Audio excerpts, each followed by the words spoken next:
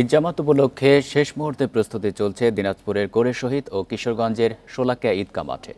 মাঠসজ্জা ও সার্বিক নিরাপত্তার পাশাপাশি দূরদূরান্তের মুসল্লিদের জন্য ঈদের দিন চলবে বিশেষ ট্রেন।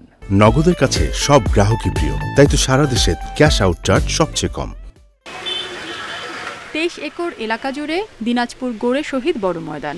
মাঠ পরিষ্কার, লাইন টানানো, মিনার পরিষ্কার, তোরণ নির্মাণ সহ শেষ মুহূর্তের ব্যস্ততা ঈদগাহ মাঠে। এবার ঈদের প্রধান জামাত সকাল 8:30টায়।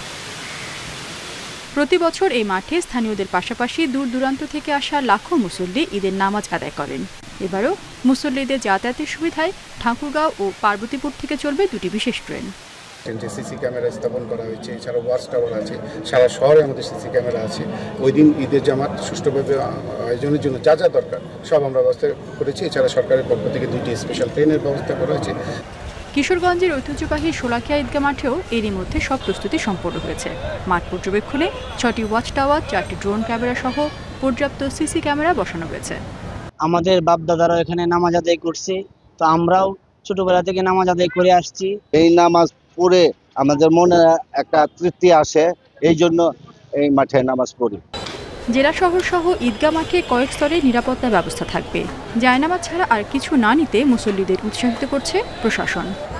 আমরা ইতিমধ্যে আমাদের ডিজিটাল ডিভাইসের মাধ্যমে যে ধরনের নিরাপত্তা দেওয়া হয় সেগুলির সমন্বয় ইতিমধ্যে করেছি। মেটাল ডিটেক্টর এবং আর্চওয়ের মাধ্যমে একটা লোক এখানে প্রবেশ করবে, তার আগে তাকে 3 স্তরের একটা চেকপোস্ট ডিউটির মধ্যে দিয়ে আসতে হবে। মুসল্লিদের সুবিধায় ঈদের দিন ময়মনসিংহ ও ভৈরব থেকে চলবে শোলাকিয়া স্পেশাল নামে দুটি বিশেষ ট্রেন। রেশমি নন্দী, ইন্ডিপেন্ডেন্ট নিউজ।